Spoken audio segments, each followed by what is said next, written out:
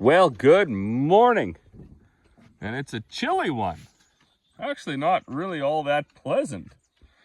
But check this out. So over the last, I don't know, I guess, let's say 5 days, we've had over 1/4 inch of rain.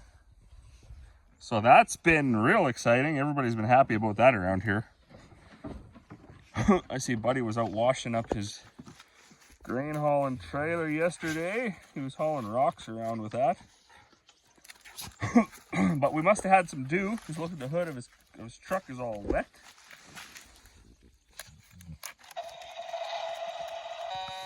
Oh yeah, still works. All right.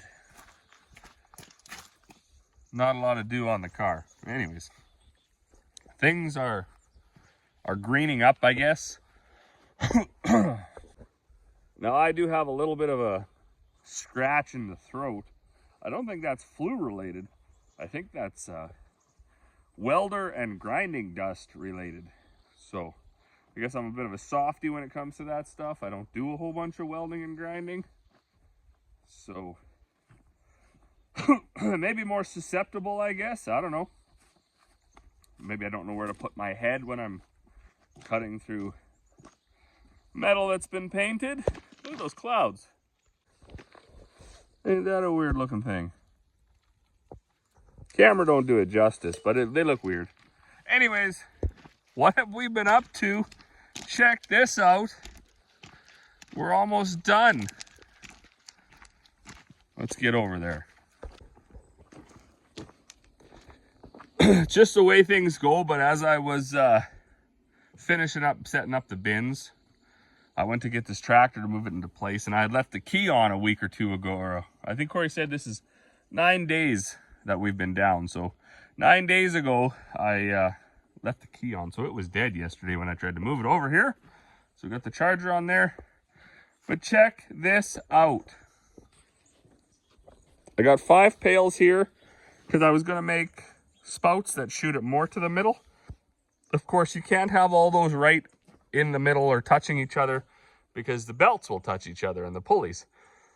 But anyways, 1, 2, 3, 4, 5 bins, 5 new augers, 4 new motors. They didn't have the 5th one, so we just put an old one back on. We got this wired up. So actually Dad did this. When you just plug this into there, you get 5 switches, on, off. And then we're gonna switch this one out for an outdoor plug so that I can plug this in there. Originally, we were going to cut the end of this off and wire it directly into there, but we decided we'll put a plug in, and then I'll also have a plug in here for my block heater in the winter. So this all worked. I wired this up yesterday. Pretty straightforward. Each load cell goes into this box, and then it's got 4 little gadgets, I guess. You undo the little screws, stick the wires in, tighten them down, and then the one comes out the top, goes into this box. As you do in life, I guess, if you're us, the first thing you do, the little one comes over, peels the protective screen off, and then they paint these bars, and they get some paint on the screen. So we'll have to get some magic eraser for that. But I used to joke about that with anything, vehicles, new clothes, doesn't matter. First thing you should do when you buy something is take it out and put a little scuff in it, then you won't feel bad about using it. Mounted up this motor, and Corey ran to town yesterday to get hydraulic hoses because originally this was going to be for on the loader for feeding cattle. Price got a little high. A few folks that were interested, they were like, yeah, we're not really interested in it at that price, but with the scale, and then the little bit of designing that the guy at Monkman did to get it all put together, and then the motor and the hoses, you're gonna be like, I don't know, 12 grand, probably something like that for this. I did the rest. So we pounded in those pilings. I tried to do the welding. I'm not a welder. My neighbor did say when he gets some time, he would come down. I think we're going to have to brace across on some of these because they kind of wobble a little bit. So if we go with a brace from there to there, from here to here, from here to here, and then over to that one, should be better. But anyways, I'm pretty happy with the way it turned out. So first thing I'm going to do here is grab the level. And I just want to double check and make sure all the bins are in fact level. I think they were. I don't know where a guy's supposed to go to, the door or the front. Of course, being small bins, I'm not going to get too crazy about that. If it's level, it's good. There was one I thought that was crooked. Whoops. Crooked front to back. That one's not even too bad. I don't know how to level a bin, you know? How do you do that?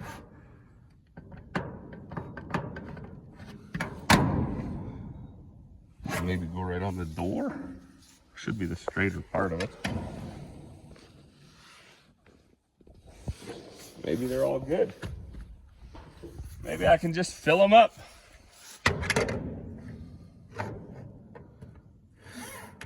Maybe my level's not level. Anyways, that's what I'm going to do, and then I'm going to go grab that auger. I am not going to fill them all up, but I want to see if I can reach the back one. That might be the problem. We might actually have to now fill this one from the back. I'm sure I can reach the other two on that side and the other two on this side.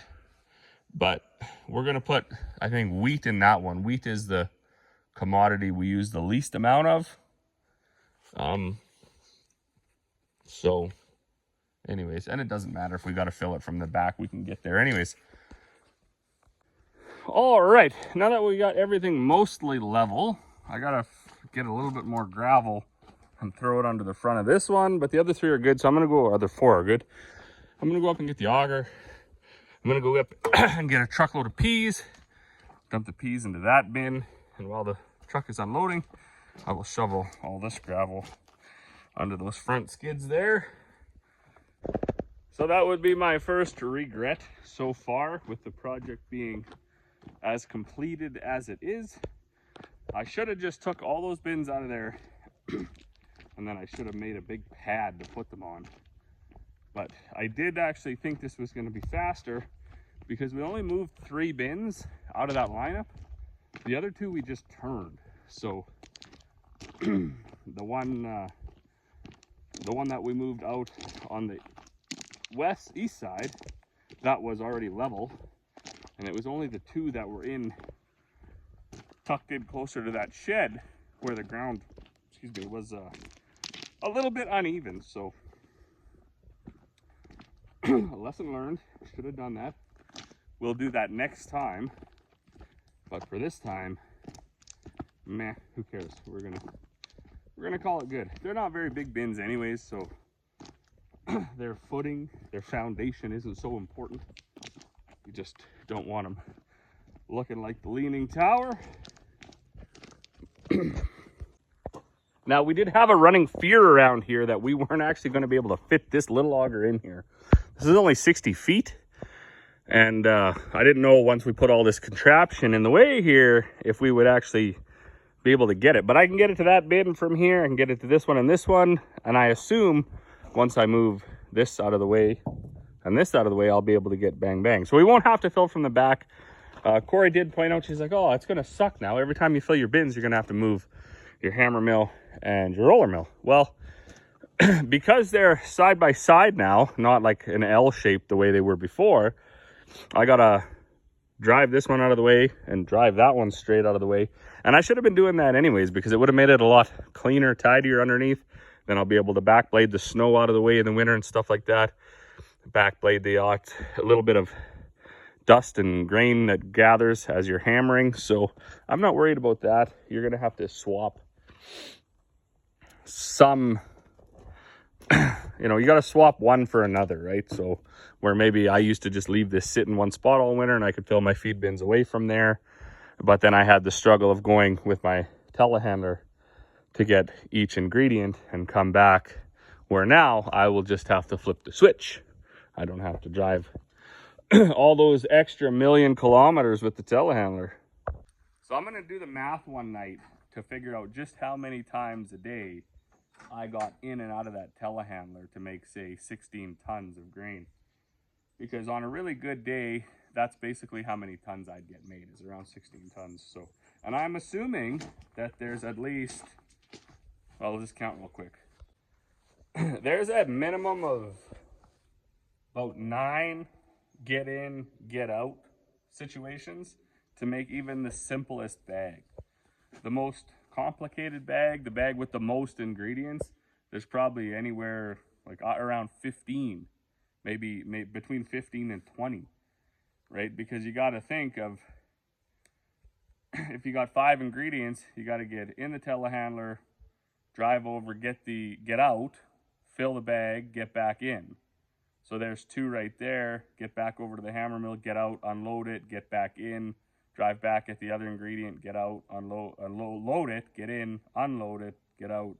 You know, and I expect on the average day, I'm gonna save around 70 to 110 getting in and getting out of the telehandler or the tractor or whatever I'm using, which is, to think, is kind of mind-boggling that a guy would be getting in and out of stuff that much. But it really was. It was really crazy. So anyways, if we just yap about how sweet this potentially is going to work, we'll never get to try it. So I'm gonna go get my grain truck full of peas, start filling that bin, go up and get a jag of barley, and then I'll be able to make some like 50-50 mixes.